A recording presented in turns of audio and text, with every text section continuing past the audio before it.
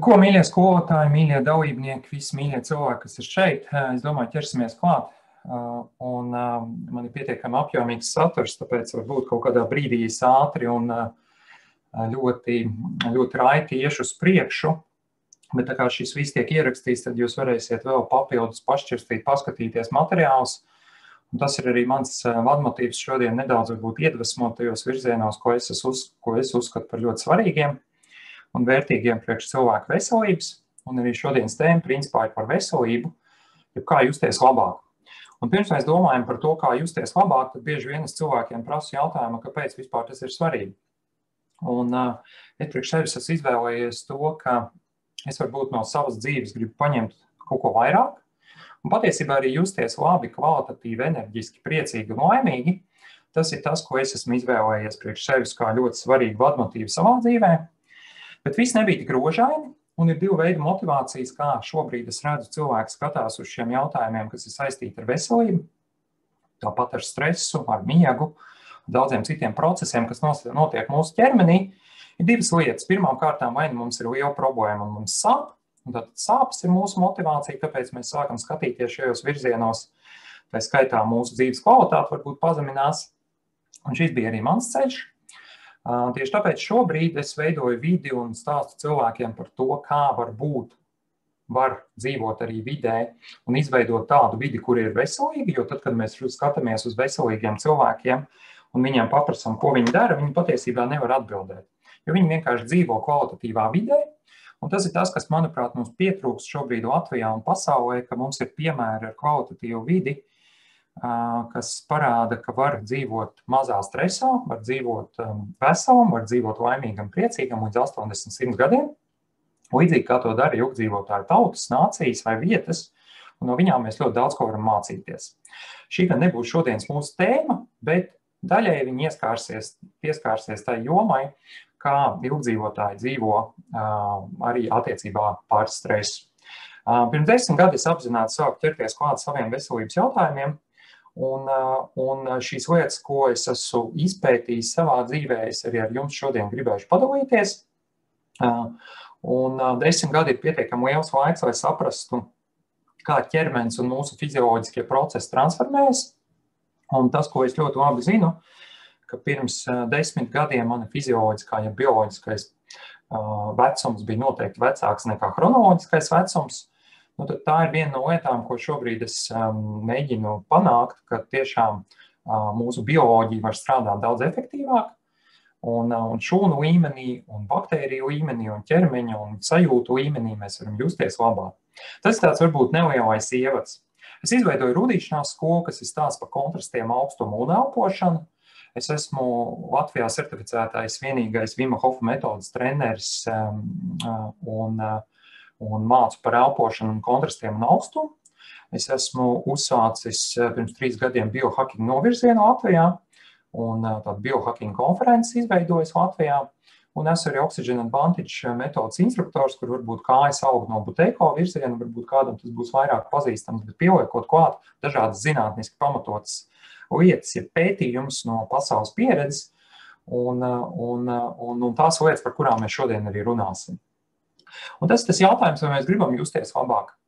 Un viens no padomiem, ko es uzreiz jums varu ieteikt, paņemiet nevis kaut ko lieciet iekšā, kaut ko jaunu, bet pamēģiniet atteikties no kaut kā veca. 1, 2, 3 lietas. Un tad jūs atradīsiet vietu, laiku, arī tām lietām, ko šodien es dalīšos, jo jebkurā gadījumā tas būs stāsts par to, ka kaut ko jau vajadzēs darīt. Tāpat vien nekas nenotiks. Un tie 10 gadi un tā pieredze, ko šobrīd es mācu, ir lielā mērā par to, ka kaut ko, ja varbūt maziem soļiem ir jādara, un tas ilgtermiņā dod rezultātu. Ja mēs runājam par veselības tādu fizisko izpratni, kuru es pārstāvu, tad kāpēc mēs arī šodien pieskārsimies, varbūt es teiktu, drīzāk nervu sistēmas darbībai caur elpošanu, kas ir kategorijā stresa vadības rīki, instrumenti, jo tas, kā atgriezniskā saite, ļoti, ļoti pozitīvi ietekmē miegu. Bet miegs ir fundaments, un viens no padomiem noteikti ir uztvert miegu kā vērtību, arī šajos grūtajos apstākļos, kad mums ir pastiprināta slodze un daudz nianses, kas šobrīd mainās, teiksim, neaizmirstiet par miegu. Stresa vadības rīki, uzturs, kustība, ķermenis un dzīves jēga. Šis daļēji kopē ilgdzīvotāju dzīvesveidu piramīdu, bet, protams, mēs varam dažādās šķautnēs skatīties vēl kaut kādas lietas, kas palīdz cilvēkiem saprast, kas ir tās piramīdas, jeb kucīši, kur dzīvē katram mums ir jāsakārto. Ir divas problēmas, kuras es jums ieteiktu fokusēties tādā varbūt izteiktā virzienā. Mēs te runāsim šodien savā ziņā par stresu vai ko darīt ar elpošanu, lai tas stress nebūtu, bet patiesībā mēs dzīvojam konstanti kroniskā stresā un kroniskā iekaisumā. Un no šūnu viedokļa šīs vielas šie virzieni ir ļoti cieši saistīti. Tātad kroniskais stress rada kronisko iekaisumu, kroniskais stress pasliktina miegu. Tādā veidā izmainās arī stresa atbildes reakcija, tas izmaina endokrīno sistēmu, hormonu darbību un tā tālāk un tā tālāk. Tāpēc pievēršam uzmanību, ja kaut ko savā veselībā gribam sakārtot, tad es teiktu, ka skatāmies caur prizmu kroniskais stress un kroniskais iekaisums un kā mēs viņu varam mazināt savā dzīvē. Un mēs nonāksim pie ļoti daudzām labām lietām, daudz būs zināms, bet vēl noteikti atradīsiet vēl daudz virzienus. Es rekomendēju par izmaiņām. Es ļoti labi saprotu, ka dzīvē ir ko darīt, un tāpēc viens no virzieniem ir izmaiņas uztvert kā tādu mazu solīti katru dienu, darīt pareizās lietas pareizā laikā, mācīties savu attieksmi pret paradumiem un tādā veidā integrēt to savā dzīvesveidā. Man jau grūti ir atbildēt, kur es atrodu augstumu, kad es atrodu laiku paelpot, jo man nav problēmas to atrast. Es atrodu ļoti daudz iespējas to izdarīt, bet tas ir iemesls tam, tāpēc, ka es sapratu, kā praksa un teorija iet kopā. Un tāpēc es noteikti novēlu jums saprast, ka mazi solīši var novest pie tā, ka jums ir kaut kāds sasniegums, un tāpat mazi nepareizi solīši ilgtermiņā noved pie tā, ka mums ir kaut kādas kļūdas, un tēmā veselība tā problēma ir tajā, ka ne jau vienā dienā kaut kas nomainās, bet daudzas izmaiņas notiek tieši pēc gadiem, pēc 2, pēc 3, pēc 4, pēc 10, tad, kad organisms nomainās, tad, kad šūnas nomainās, un kā mēs zinām, var būt kaulu šūnas dzīvo aptuveni 7-10 gadi, un ja mēs gribam būt sev jaunu tādu veidolu iegūt, tad ir jārēķinās, ka tas ir tāds 10 vai 7 gadu cikls, kurš mums ir jāaiziet, lai līdz kaulam saprastu, kas tad ar mums notiek. Ātri galvā variet novērtēt šobrīd savas dzīves jomas no 1 līdz 10, jo, ja mēs runājam par dzīvesveidu, teiksim tā, es bieži vien auditorijām piedāvāju tādas 5 pamatjomas, kuras izvērtēt. Tas ir finanses, tā ir veselība, tā ir personīgā izaugsme, kas ir atsevišķi no darba, no jūsu profesionālās dzīves, tad ir darba joma, ja bizness, un tad ir attiecības.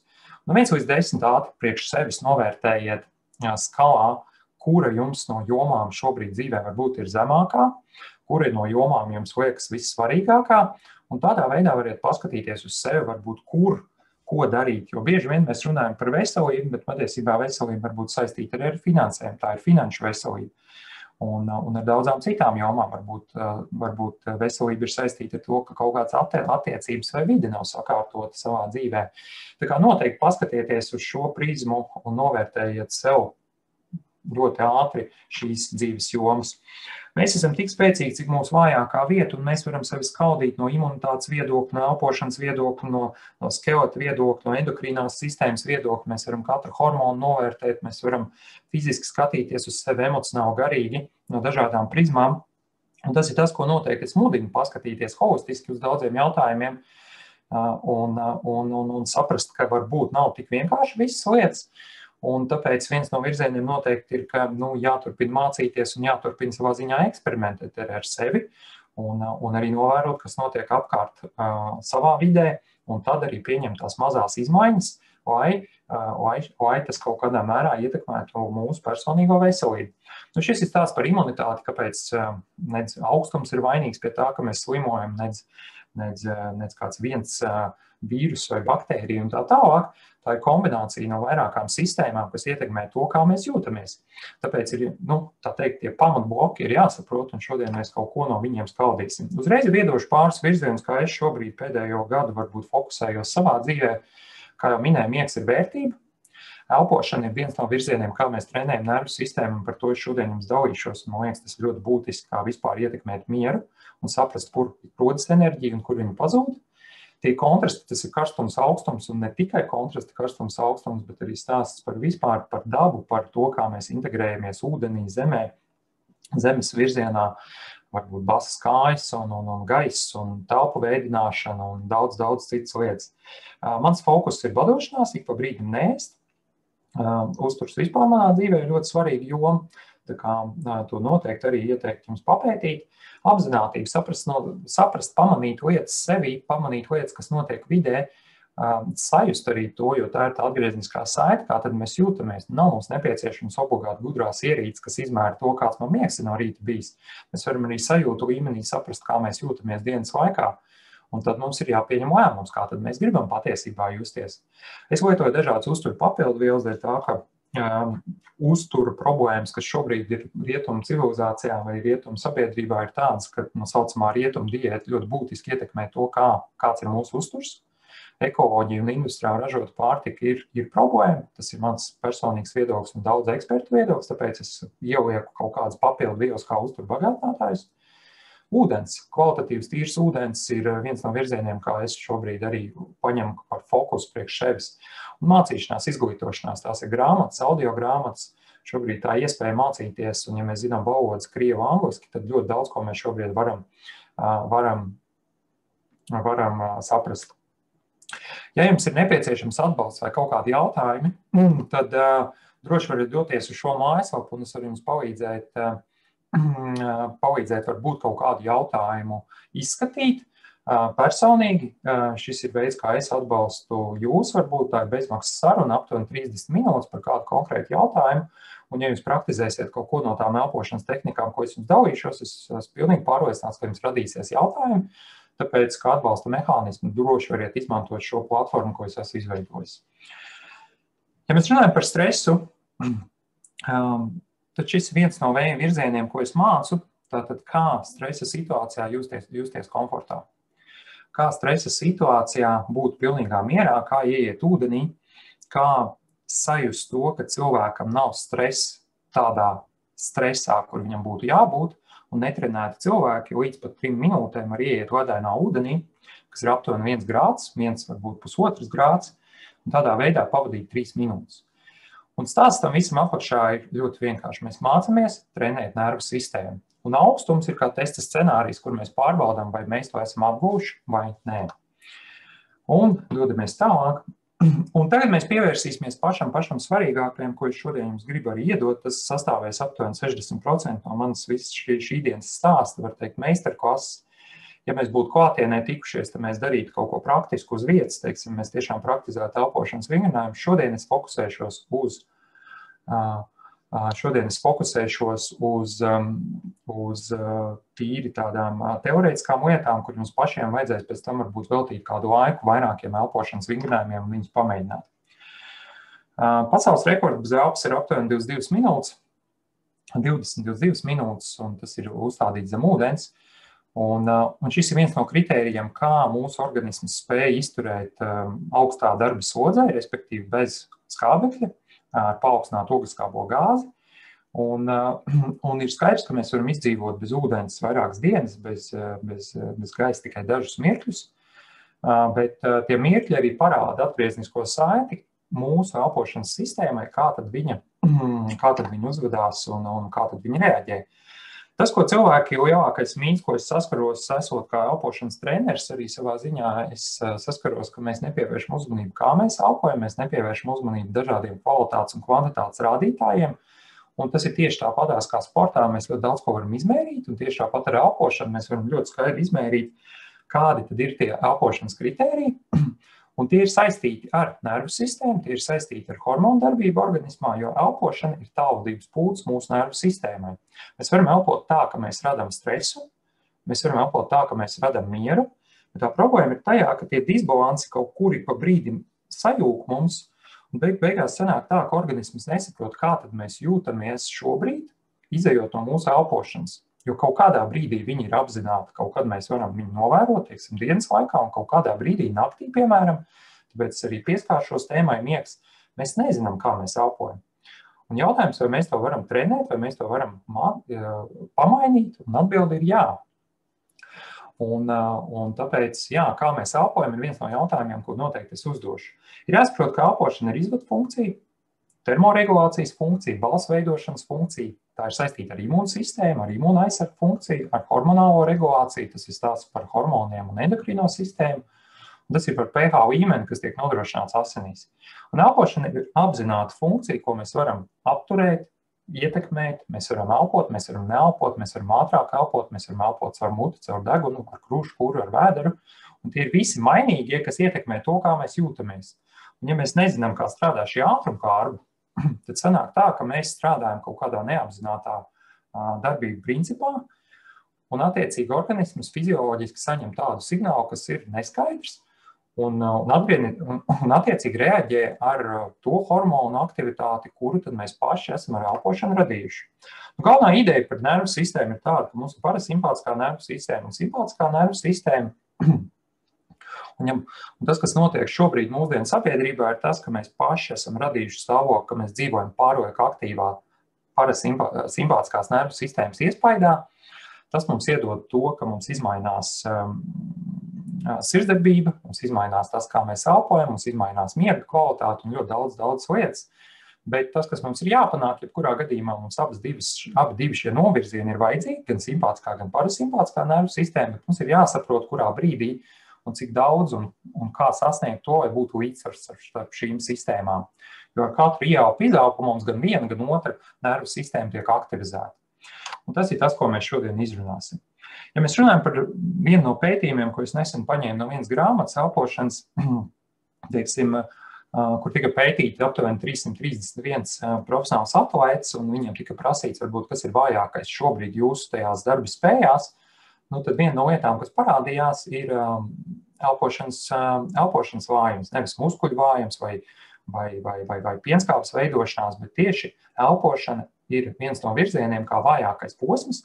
Un tas ir tas stāsts, ko es arī savā dzīvē esmu sapratis, ka nezinot šos mehānismus, ko es šobrīd zinu, principā jebkura fiziskā aktivitāte, arī darbs no 9 līdz 6 vakarā ir fiziskā aktivitāte, ir paaugstināta slodze, es teiktu.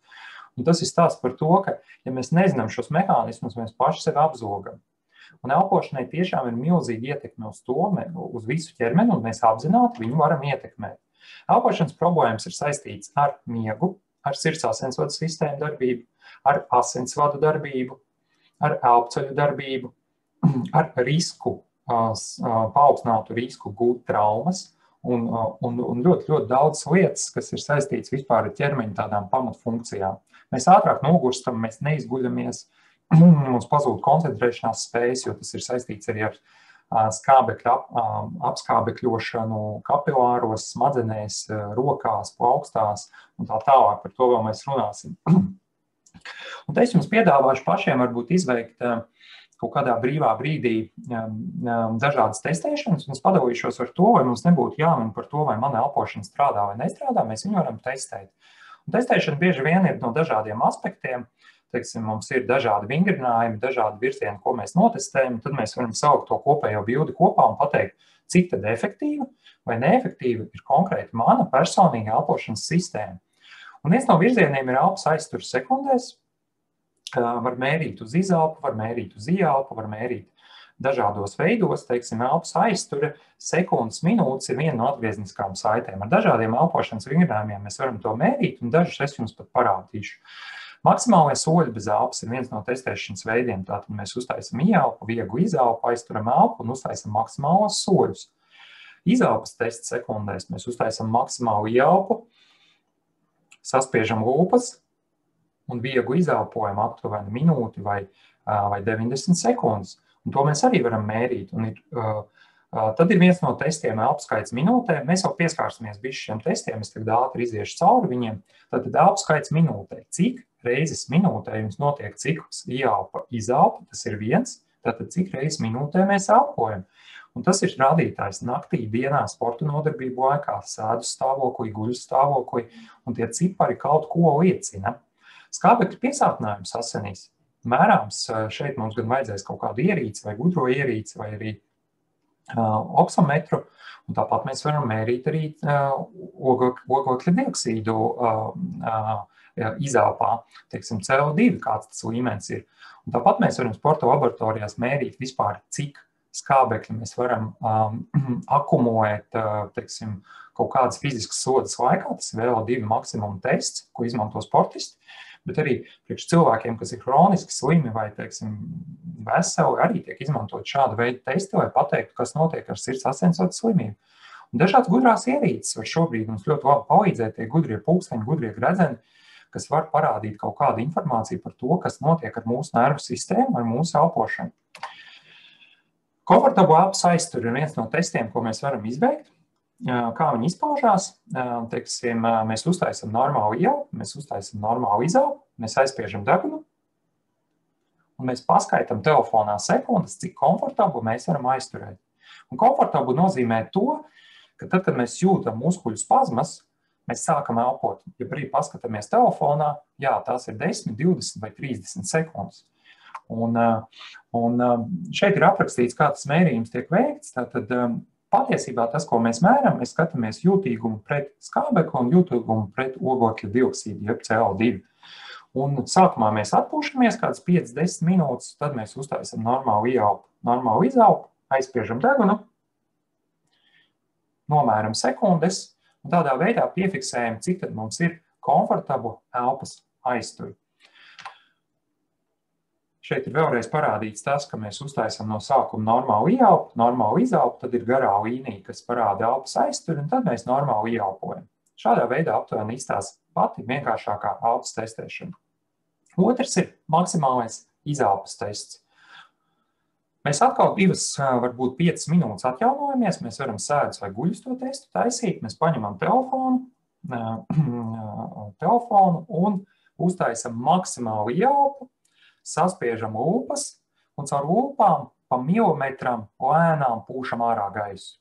Un tādā veidā aptuveni minūti, varbūt 90 sekundes, varbūt 2 minūtes kā kuram, bet šis arī ir viens no testiem, kurš parāda, kā organisms reaģēs pret skābekļa badu un kā uzvedīsies mūsu muskuļi, tad, kad viņi sajutīs to paaugstinātu ogliskābās gāzes apjomu organismā. Tātad, ko muskuļi darīs šajā momentā un kā ķermenis reaģēs. Tieši tāds pats līdzīgs tests ir kā pirmais ar komfortablu elpas aizturi, bet šeit ir stāsts par to, ka mēs paskaitam savus maksimālos soļus bez elpas. Tātad atkal taisot testēšanu, mēs 2-5 minūtes atjaunojamies, mēs uztaisam normālu ieelpu, mēs uztaisam normālu izelpu, mēs aizspiežam degunu un paskaitam soļus, cik maksimāli mēs varam uztaisīt bez elpas. Jāņem vērā, tad, kad kaut kur tiek minēts vārds maksimāli, ņemam vērā, ka izvērtējiet savu veselības stāvokli. Ja jūs jūtat, ka gar acīm paliek tumšs un ka jums jau tūlīt būs ģībonis, tad tas nenozīmē, ka mums ir jāturpina taisīt tests. Tātad pieiet arī apzināti ļoti saprātīgi šiem visiem testiem, tur, kur mēs dzirdam vārdu maksimums. Maksimums ir priekš jums, mums nav jātiecās pret kaut kādiem rekordiem, bet mēs vienkārši arī ļoti kvalitatīvi izvērtējam, kā mēs jūtamies konkrētā situācijā. Elpas minūtē ir rādītājs, kuru šobrīd var nomērīt dažādas gudrās ierīces, kā piemēram es lietoju gudro gredzenu, kurš pa nakti un pa dienu nosaka vidējos rādījumus, cik elpas skaits minūtē man ir. Arī es zinu, ir gudrie pulksteņi šobrīd, kas to mēra. Un te mums pašiem šobrīd apzināti mēs varam uztaisīt tādu testēšanu, teiksim, uzlieciet minūti, pavērojiet minūti pulkstenī un paskaitiet, cik reizes ieelpa izelpa jums notiek. Viena ieelpa, viena izelpa ir viena reize. Jūs nonāksiet līdz kādām varbūt 10, 15, 20, 6, un ja mēs visi šeit uztaisītu to testēšanu, tad jūs arī iegūtu pavisam dažādus tos rādījumus. Katram būtu savs, un tas ir tas stāsts par to, ka katram ir sava fizioloģija, cik ātri vai lēni mēs elpojam.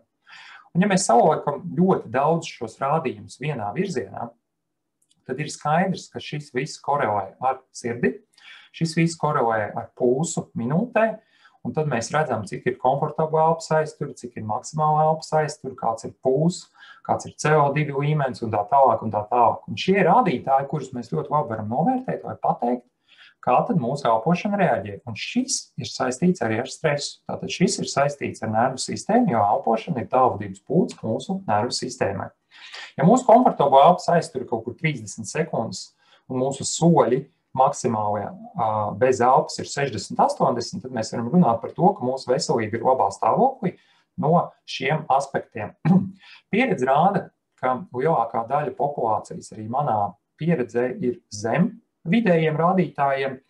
Bet to visu var trenēt, un kā mēs to trenējam, ar ļoti dažādiem elpošanas vingrinājumiem. Jebkuri elpošanas vingrinājumi, kurus jūs zinat, apzināti sākot viņus veikt, trenē jūsu elpošanas sistēmu. Elposkaits minūtē parāda, ko vidēji mēs atrodamies kā pieaugušie cilvēki no 12 līdz 18 reizēm minūtē, un komfortabla elpas aizture visdrīzāk būs 40 sekundes, 15 sekundžu robežās. Vidējā robeža, un ja mūsu elposkaits vai komfortabla elpas aizture ir zem 15 sekundēm, tad visdrīzāk mūsu elposkaits minūtē vidējie rādītāji būs daudz augstāk, visdrīzāk būs skaidrs, ka mēs minūtes laikā izventilējam daudz vairāk gaisa, nekā to dara cilvēki, kas elpo 3, varbūt 6 reizes minūtē.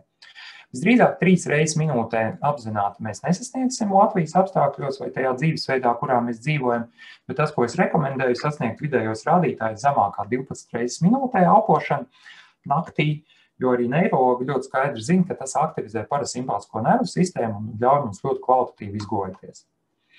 Elpošanas mehānismi. Šeit es nedaudz padalīšos ar tādām fizioloģiskām lietām, lai mēs saprotam, ka atpūtas laikā normālais elpošanas minūtes tilpums veselam cilvēkam ir aptuveni 4 līdz 6 litri gaisa minūtē, kas nozīmē tuvu pilnīgu skābekļa piesātinājumu aptuveni 95–99% apmērā. Skābekļa piesātinājumu palielināšana līdz 100% lielā mērā nedod nekādus papildus ieguvumus, jo lielākas izelpas gandrīz nekādīgi nepalielina skābekļa līmeni asinīs. Fizioloģiski tas nav iespējams, jo galvenā ideja ir nevis tas, ka mums ir jāpalielina līdz 100% tas skābekļa piesātinājums, bet tas būtu gluži kā liet ūdeni krūzē, kura jau ir piepildīta līdz malām. Un tāpēc viena no problēmām ir nevis tas, ka mums ir vajag vairāk skābekļa, bet problēma ir nevis skābekļa trūkuma asinīs, bet gan tajā, ka skābeklis nepietiekamā daudzumā tiek pārnests no asinīm uz audiem un orgāniem. Un skābekļa izdalīšanās no asinīm un orgāniem ir atkarīga no ogļokļa dioksīda, CO2. Tas, kas nosaka, cik daudz šī skābekļa jūsu organismā, muskuļu orgānu un audi var izmantot, patiesībā ir CO2 daudzums mūsu asinīs. Un mums ir nepieciešams šis līdzsvers pareizais par CO2 un par O2. Šo līdzsvaru mums ir pareizi jāsalīdzvaro. Un Bohra efekts 20. gadsimta sākumā ļoti skaidri aprakstīja šo miedarbību starp skābekli un ogliskābo gāzi, un tas ir tas, kas mums ir nepieciešams sakārtot. Mēs ietekmējam CO2 līmeni ar to, kā mēs elpojam, cik ātri vai cik lēni. Jo mūsu elpošana ir pārmērīgāka, mēs izelpojam pārāk daudz oglekļa dioksīdu un liekam organismam burtiski kramt skābekli. Parasti, kad mēs runājam par CO2, mēs zinām, ka tas ir izmešs, tas ir tas, kā dabā mēs skatāmies uz dažādiem vides faktoriem, bet tad, kad mēs runājam par CO2 cilvēku iekšienē, tad viņam ir ļoti būtiska nozīme tajā, vai mēs varēsim piegādāt to skābekli smadzenēm, kapilāriem, mazajiem asinsvadiem, audiem un tā tālāk. Un tāpēc viens no virzieniem ir elpot vieglāk, lai palielinātu šo ogļokļa dioksīdu līmeni asinīs, un mums vajadzētu regulāri elpot. To mēs varam izdarīt ar to body oxygen level testu, kuru mēs sākumā arī pieminēju kā komfortablu elpas aizturi. Un viens no virzieniem, kas mums ir jāsaprot, ka mums ir 100% gan dienā, gan naktī jāelpo caur degunu. Jo patiesais miers un veselība sāksies tad, kad mēs varēsim pilnvērtīgi izmantot deguna elpošanu, ritmiski un viegli elpot, arī caur vēderu un diafragmu, gan naktī, gan dienā, gan fiziskās slodzes laikā, gan arī miera stāvokli. Un elpas aiztures vingrinājumi ir viens no virzieniem, kā mēs to trenējam, jebkuri elpošanas vingrinājumi. Tad, kad mēs runājam par pārlieku aktīvu ieelpu izelpu, tad ir jāsaprot, ka tas ir virziens hiperventilācija. Un hiperventilācija tiek raksturota kā virziens, kad elpu skaits minūtē ir vairāk kā no dažādas literatūras viedokļa. Daži saka, ka tas ir pat virs 12 reizēm minūtē, daži min 18 reizes minūtē pieaugušam cilvēkam, bet ko dara pārlieku aktīva ieelpa izelpa?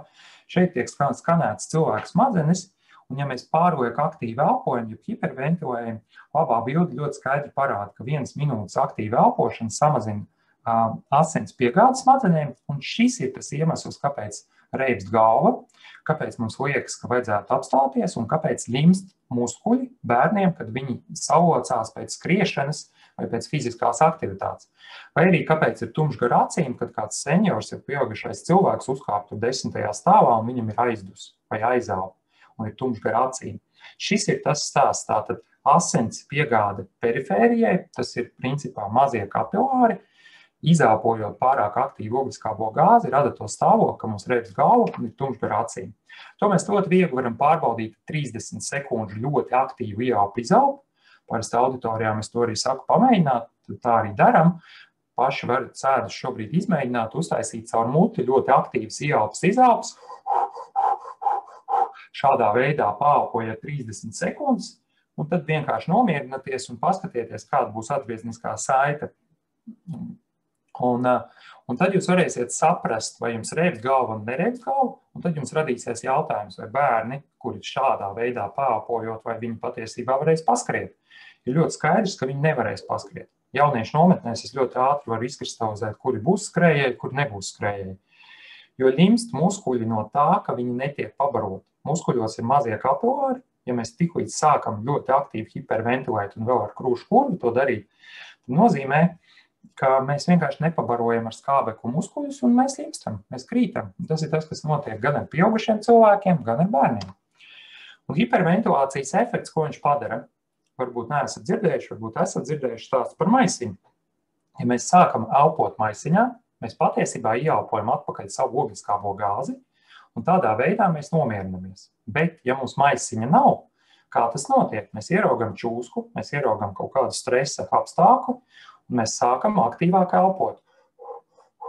Mums sāk parādīties stress, mūsu elpošana pāriet uz mutes elpošanu, uz krūškurvu elpošanu, mums sašaurinās asinsvadu smadzenēs, smadzenes dod signālu, viņām pazeminās skābekļa apjoms asinīs, viņas dod signālu elpošanas muskuļiem, kur ir skābeklis, sāciet elpot aktīvāk, jūs sākat elpot aktīvāk, jūs elpojat ar muti vairāk un vairāk, un tādā veidā, principā, smadzenes jūs izslēdz, ir tumšs gar acīm, jūs nokrītat, un tādā veidā beidzas milzīga panikas lēkme.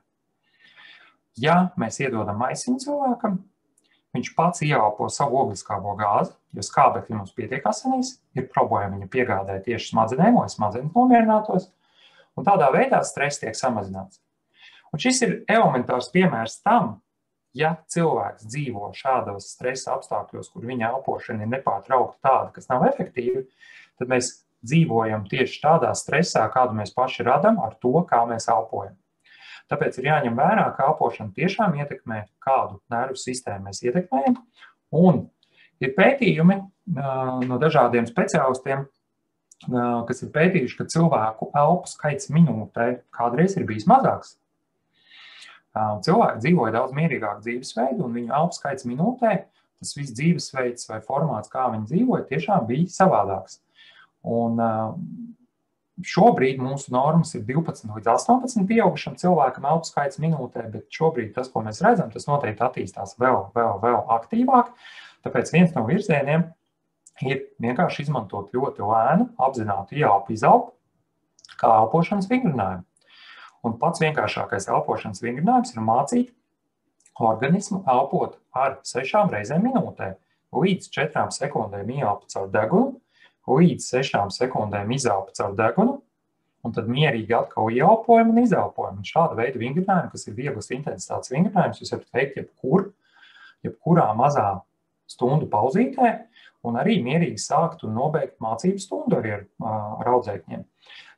Un arī paši atrast jebkurā vietā tādu veidu minūtu, 2-3 elpināšanas vingrinājumu. Tātad, saliekot visu pa plauktiņiem, ir jāsaka, ka CO2 ir karaulis, ogliskābā gāze ir karaulis, kas nosaka to, kā mēs elposim, kā reaģēs muskuļi, kā mēs jutīsimies. Ja jūs aizturēsiet elpu tieši tagad, jutīsiet vēlmi elpot, un tas stāstīs par to, par CO2 līmeni organismā, kā jūs izturaties vai cik jūtīgi jūs esat pret to ogliskābo gāzi. Un šis ir stāsts, ko sportisti arī dara. Viņi trenē savas izturības spējas pret ogliskābo gāzi. Un tas nav stāsts par skābekļa trūkumu. Skābekļa piegādes mehānismi mums nestrādā efektīvi organismā. Un elpošana palielina sarkano asiņu šūnu daudzumu, skābekļa piegādes mehānismu.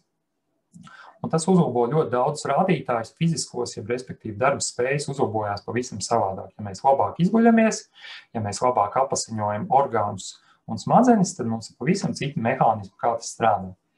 Nu, lūk, tagad saliksim visu pa plauktiņiem. Kreisajā pusē mēs redzam ļoti lēnu ieelpu izelpu.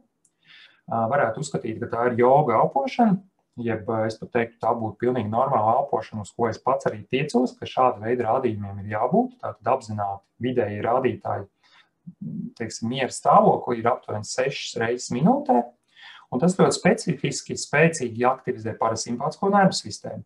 Un ja mēs skatāmies labajā pusē, tad mēs varam minēt vienu no elpošanas vingrinājumiem. Tas ir Vima Hofa metodas elpošanas vingrinājums, ko es arī jums padalīšos.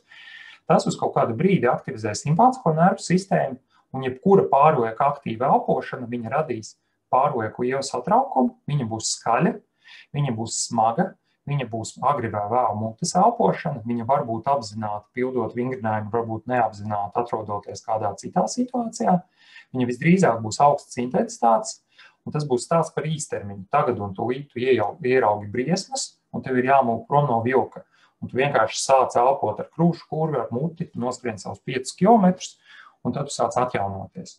Viņa būs krūšu kurve, viņa būs par īstermiņu, viņa būs bez pauzes pēc izelpas, un skābekļa piegādes efektivitāte iekšējiem orgāniem būs ļoti zema, viņa samazināsies. Un kreisajā pusē ir otrs virziens, tātad, kas aktivizē parasimpātisko nervu sistēmu. Tā ir klusa, viegla, efektīva, tā ir deguna elpošana. Viņa visdrīzāk būs apzināta, jo ar tādu līmeni diez vai kāds no mums elpo šobrīd. Viņa būs pielietojama vieglas intensitātes fiziskās slodzes laikā, viņa būs par ilgtermiņu, viņa būs par vēdera diafragmālu elpošanu, ar dabīgu paudzi pēc izelpas, un skābekļa piegādes efektivitāte būs daudz, daudz lielāka nekā ja mēs aktīvi elpojam. Un stāsts par to, kā tieši šie mehānismi ļoti ietekmē sirdsdarbību miera stāvoklī. Tas ir tas viens no rādītājiem, kurš mums ir jāsaprot, cik tad mums ir tas pulsa līmenis minūtē. Ir viens no rādītājiem sirds ritma variabilitāte, jeb heart rate variability, ko mēra arī daudz gudrās ierīces. Tā ir atgriezniskā saite, kā mūsu nervu sistēma jūtās. CO2 efektivitāte, jūtīgums vienā pusē paaugstinās, vienā pusē samazinās. Un tas ir arī saistīts ar sirds asinsvadu darbību un asinsspiedienu. Un arī kontrolas pauzība, komfortablu elpas aizturu arī mums palielinās vai pazeminās vienā virzienā. Un ar katru ieelpu, izelpu mēs kaut ko mainām šajos visos mehānismos. Ieelpa, mute un krūšu kurves ir simpātiskā nervu sistēma, jeb trauksmu radoša. Izelpa, deguns un vēdera elpošana ir parasimpātiskā nervu sistēma.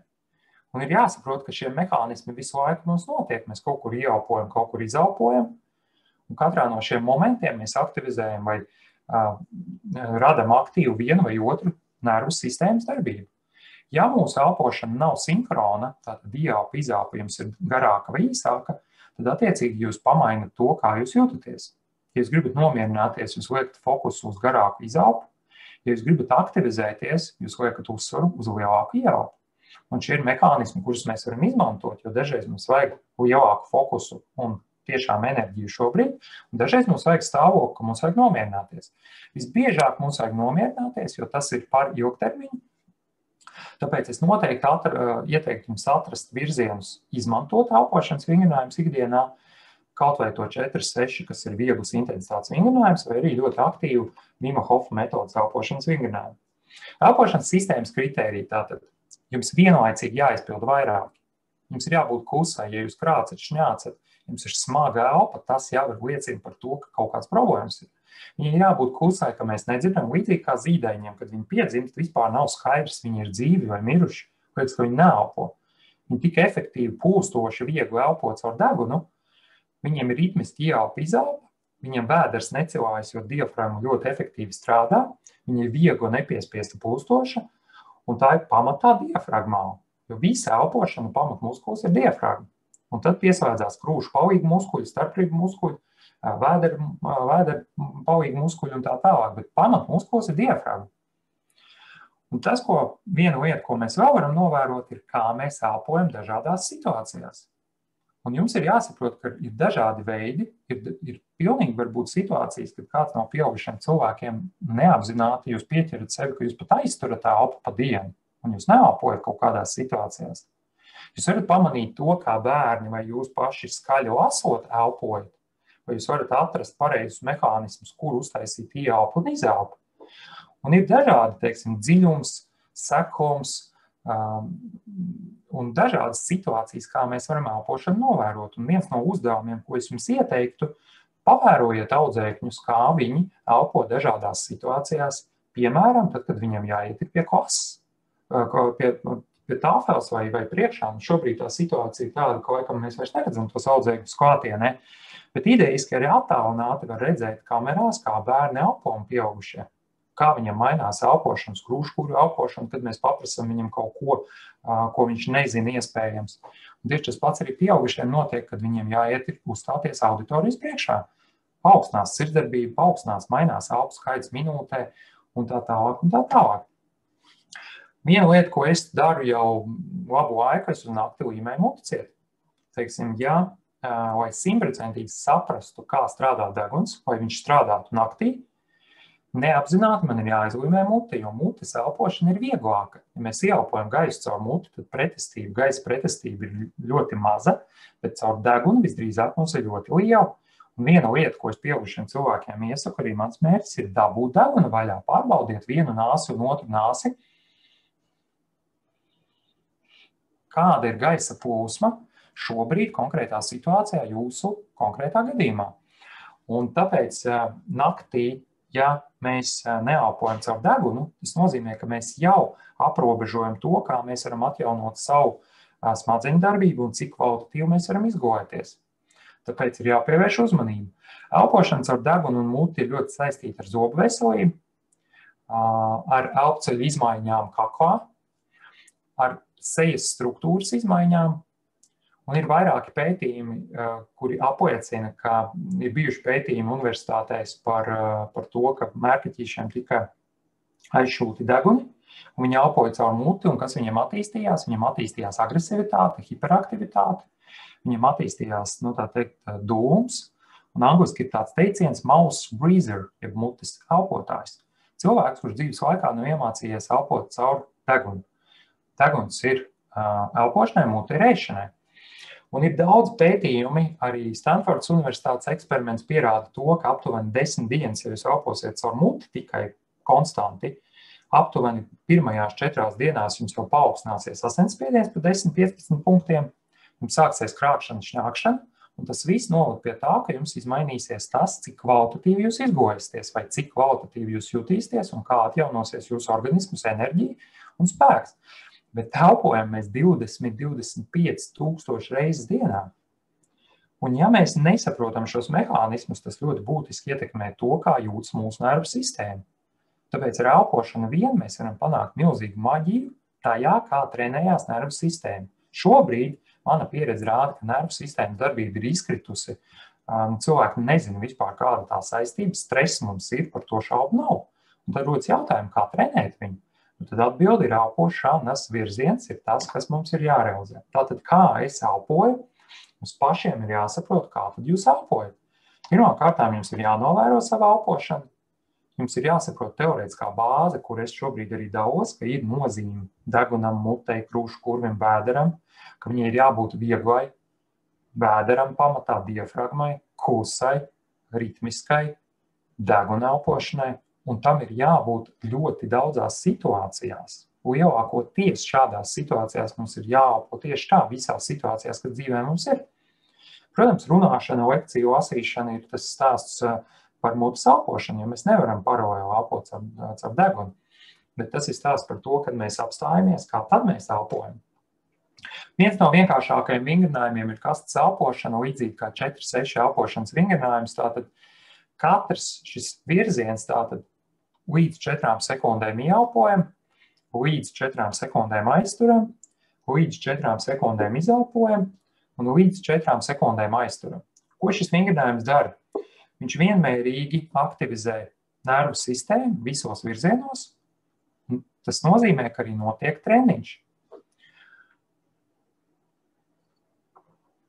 Un šis ir vieglas intensitātes vingrinājums, un tādi vingrinājumi ir daudz, jebkuri viegli jogas, meditācijas vingrinājumi, viņi ir vieglas intensitātes vingrinājumi. Smagas intensitātes vingrinājumi ir savā ziņā skriešana, arī ir hiperventilācija, aktīva ieelpa, izelpa, specifiski aktīvi ieelpas, izelpas vingrinājumi un tā tālāk. Viens no vingrinājumiem, tātad Vima Hofa metodas elpošanas vingrinājums ir tāds, ko mēs veicam sekojošā kārtībā. Mēs uztaisam aptuveni 30 ieelpas, izelpas guļus variantā. Tad mēs uztaisam normāli 30 ieelpu un 30 vieglu izelpojumu, atstājam gaisu aptuveni 50% plašās, un tad maksimāli aizturam. Un tad, kad gribam elpot, ieelpojam aptuveni uz 10-15 sekundēm. Un tādā veidā atkārtojam aptuveni 3-5 reizes rīta pusē no rīta, un šis vingrinājums ļoti labi trenē pirmajā posmā, tā ir simpātiskā nervu sistēma, tad mēs uztaisam vieglu izelpu, tā ir parasimpātiskā nervu sistēma, un tad mēs uztaisam ieelpu, tā ir simpātiskā nervu sistēma. Un ar kontrastu spēli ar nervu sistēmu mēs viņu trenējam. Kad mums nevajadzētu taisīt elpošanas vingrinājumus aktīvus, piemēram, kā šo? Tad, kad mums ir epilepsija, nervu sistēmas jau saslimšanas, ja mēs lietojam, vai mums ir kaut kāds antidepresants, vai mums ir panikas lēkmes, tad, kad mums ir problēmas ar sirds asinsvadu sistēmu ļoti būtiskas, ka mēs nevaram arī fizisku aktivitāti veikt, teiksim, mums ir kaut kāda aizlieguma to darīt. Un tad, kad mums aktīva elpošana, tad, kad mums ir grūtniecība, tad mēs nevaram veikt. Un, jo tas var radīt kaut kādu sāsinājumu, ja paniku, ja trauksmi papildus. Bet jebkurā gadījumā tas, ko es mācu attiecībā uz elpošanu, ir sajust, ka te arī nav pareizi, nepareizi, un mums ir pašiem jāeksperimentē, cik daudz kas var notikt. Elpošana dod atgrieznisko saiti, ka var tirpt rokas, var nedaudz būt dūla galva, var nedaudz būt arī tāds, varbūt savādas sajūtas, bet ja tās sajūtas ir savādas nezināmas, tad mēs varam turpināt, vai jebkurā gadījumā mēs varam samazināt elpošanas ritmu. Bet ja tās sajūtas ir sāpošas vai kaut kas virzienā, ka man nepatīk, tad nedaram. Jūs varat nodownloadēt vai nopumpēt Vima Hofa metodas aplikāciju telefonā un darboties ar viņu. Tur ir padomi, kā viņu veikt, vai arī atrast manā mājaslapā marijzunda.com. Sadaļā blogs ir ļoti labi aprakstīts par to, kā veicam šis vingrinājums. Kontrasti.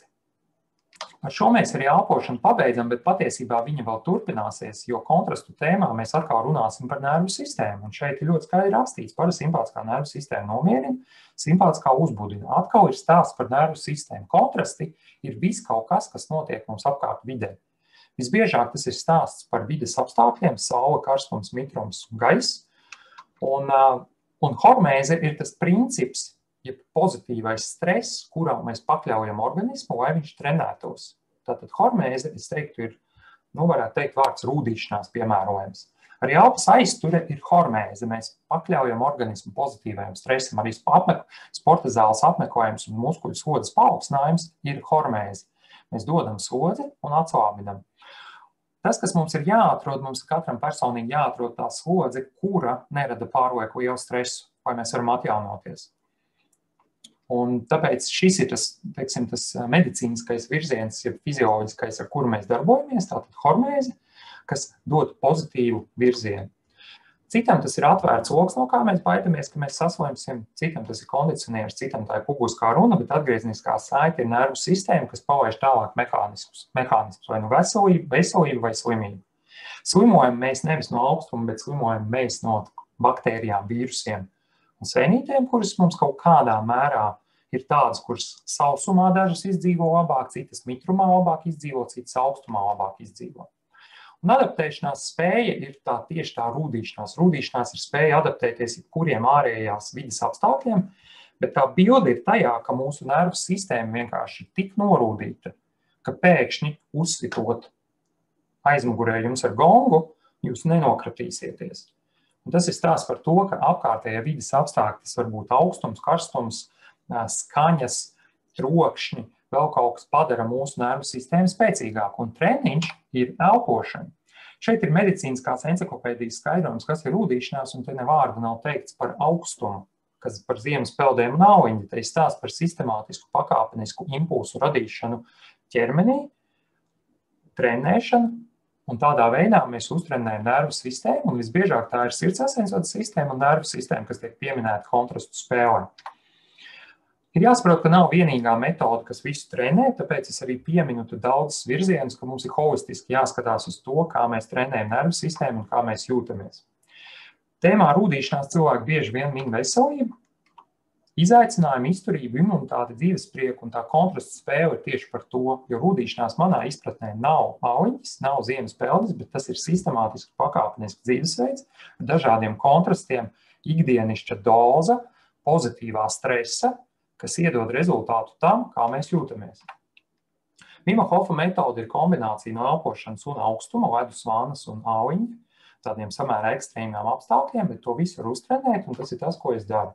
Šo vingrinājumu mēs jau redzējām, tas ir Vima Hofa metodes elpošanas vingrinājums, un par viņu jūs vairāk varat palasīt vēl kaut kur. Teiksim, tas ir stāsts starp skābekli un ogliskābo gāzi, ir elpošanas posms, aizturs posms, atgūšanās posms. Šiem slaidiem es paiešu tālāk, jo viņi man mājaslapā ir aprakstīti, tos var atrast un izlasīt tieši par konkrēto elpošanas vingrinājumu, kas notiek, kāpēc to darīt un kāpēc nē. Elpošana parasimpātiskā nervu sistēma samazina stresu. Viņa izlabo to, kā darbojās mūsu sirds ritma variabilitāte, un tā ir atgriezniskā saite nervu sistēmai. Paelpojot 1-2 minūtes, jūs ļoti ātri sajutīsiet, ka jums pavisam savādāks sajūts būs. Šeit ir pāris virzieni pozitīvam stresam, jeb elpas aizturei, kas mainās. Mainās mitohondriju darbība, akumatizēšanās pieaugums, pieaug maksimālā skābekļa patēriņa efektivitāte, vairāk enerģijas, vairāk sarkano asiņu ķermenīšu un tā tālāk un tā tālāk. Ļoti daudz iemeslu ir, kāpēc elpot pareizi, kāpēc pievērsties vispār tam. Ieguvumi no adrenalīna, kurš izdevās pēc elpas aizturs un arī kortizola palielinās leikocītu skaits, tātad tas ir tā imūna funkcija, par ko es runāju, ko elpošana dara. Mazinās iekaisums, paaugstinās kortizols kaut kādā brīdī uz elpošanas momentu. Un tēma rūdīšanās jūs varat noskatīties vēl papildus 29. no 9. es viesojos turības vieslekcijā pusotru stundu. Jūs varat atsevišķi vēl paskatīties šo lekciju, es jums rekomendēju. Ir ļoti kvalitatīvs saturs, kur jūs sapratīsiet vēl vairāk kontrastu spēli, kāds vispār notiek. Un par miegu. Par miegu ir atkal stāsts par nervu sistēmu. Kā redzat, ir 3 apjomīgas tēmas, un katra no viņām var aizņemt stundu. Bet es sāku no paša svarīgākā, tā ir elpošana. Elpošana trenē nervu sistēmu, tad mēs jūtamies augstumā, kontrastā ļoti kvalitatīvi, un arī miegā mēs redzēsim atgrieznisko saiti.